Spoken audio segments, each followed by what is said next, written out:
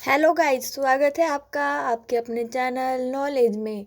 तो आज मैं BA programme third semester political science की सेकंड यूनिट लेकर लौटी हूँ, जिसका नाम है शासन व्यवस्था में तुलना। इसमें अधिनायकवाद और लोकतांत्रिक शासन व्यवस्था में तुलना पढ़नी है।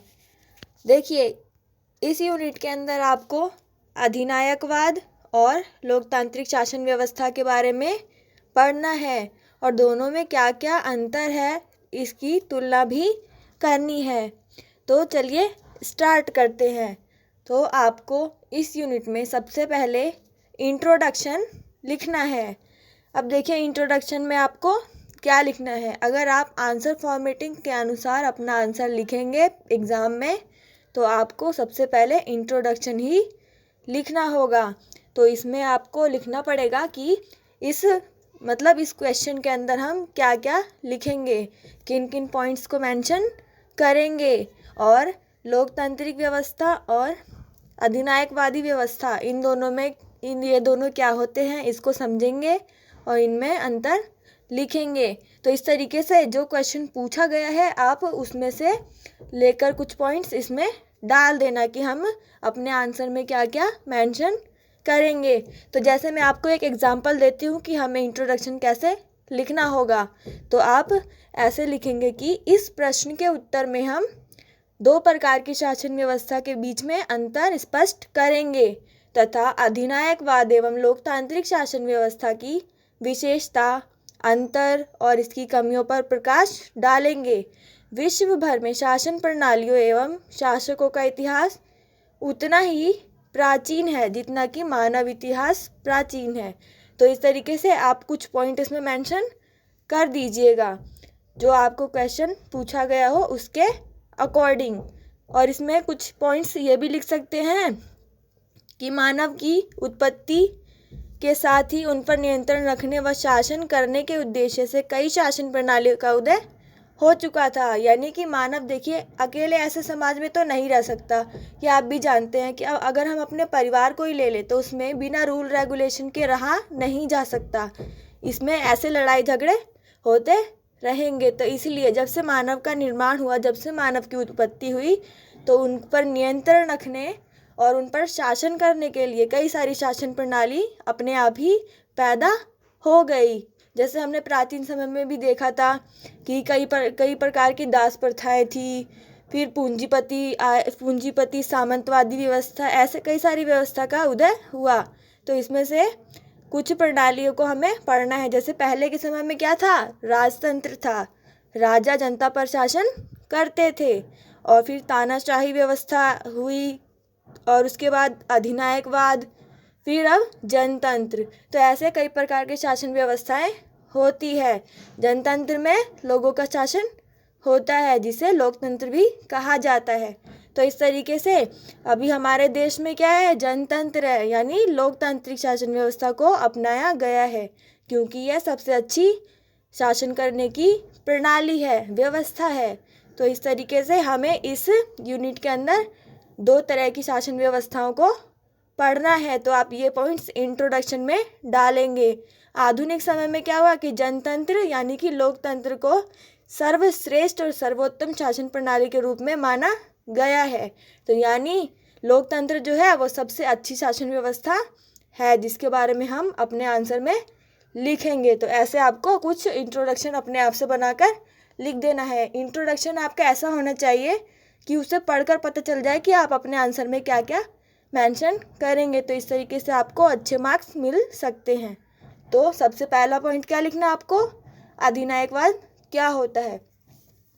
अभी सबसे पहले तो ये समझना जरूरी है कि अधिनायकवाद क्या होता है। तो अधिनायकवाद को हम बोल सकते हैं एक तरीके से तानाशाही व्यवस्था भी बोल सकते हैं, जो लोकतंत्र से बिल्कुल अपोजिट है। तो इस तरीके से हम अधिनायकवाद के बारे में और भी डिटेल से जानते हैं। जैसे कि अधिनायकवाद नेतृत्व की एक ऐसी प्रणाली है जिसके तहत नेता के पास निरपेक्ष और अधिनायकवादी शक्ति होती है। यानी कि जो शासक होता है अधिनायकवादी प्रणाली के अंदर, उसके अंतर्गत उसके पास अपार शक्तियाँ होती है और वो तानाशाही शासन चलाता है।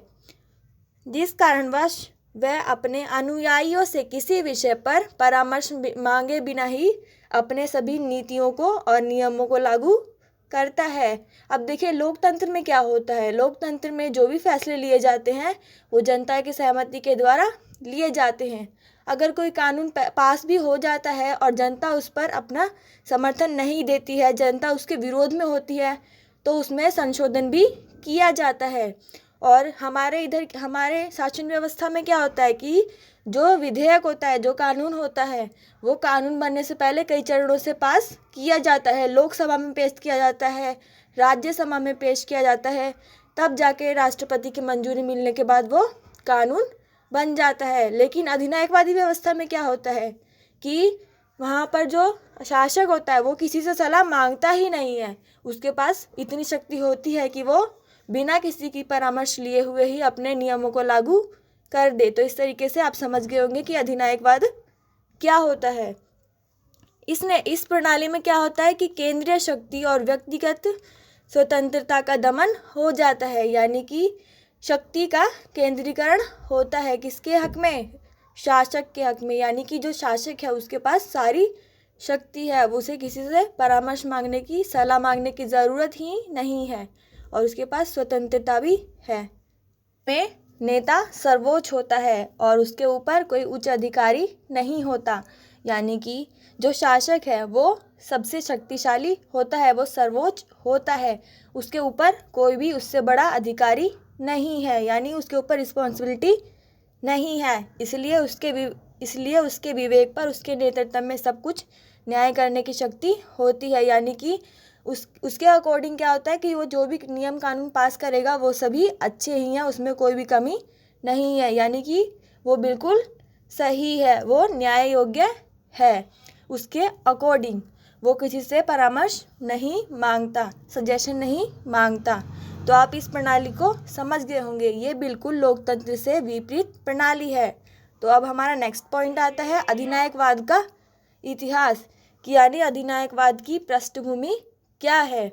अधिनायकवाद जो है वो प्राचीन प्रणालियों में से एक है, यानी कि जैसे कई सारी प्राचीन प्रणाली थी, राजतंत्र और भी कई सारी तानाशाही, सामंतवाद, तो इस तरीके से कई सारी शासन प्रणाली थी। तो अधिनायकवाद भी एक ऐसी प्राचीन शासन प्रणालियों में से है। इसका इतिहास हजारों वर्ष पुराना है।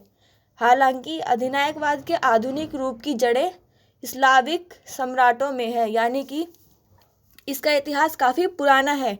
लेकिन अगर इसकी आधुनिक जड़ें देखें, यानी कि अगर हम आधुनिक टाइम से अगर देखें, तो ये स्लाविक शासकों द्वारा इसका उत्पत्ति हुई, जिन्होंने 17वीं से 18वीं और 19वीं शताब्दी में पूर्वी यूरोप में शासन किया था। यानी कि जो स्लाविक शासक थे उन्होंने पूर्वी यूरोप में 17वीं से 19वीं शताब्दी के दौरान जो शासन किया था वो अधिनायकवादी व्यवस्था के अनुसार ही किया था, यानी कि वो तानाशाही शासन करते थे। तो इस तरीके से हम अगर इसका आधुनिक इतिहास देखें कि ये आधुनिक समय में कब से उत्पन्न हुआ, तो ये 17वीं शताब्दी में उदय हुआ, जो कि स्लाविक शासकों द्वारा किया गया। और अगर हम नेक्स्ट पॉइंट देखें तो इसमें अधिनायकवाद के गुण देखे जाते हैं। अब देखिए, एक सिक्का होता है ना, उसके भी दो पहलू होते हैं। अगर कुछ भी चीज़, कोई भी प्रणाली हो तो उसकी कुछ कमियां भी होती है, उसकी कुछ खूबियां भी होती है। तो इस तरीके से अधिनायकवादी व्यवस्था के भी कुछ गुण हैं।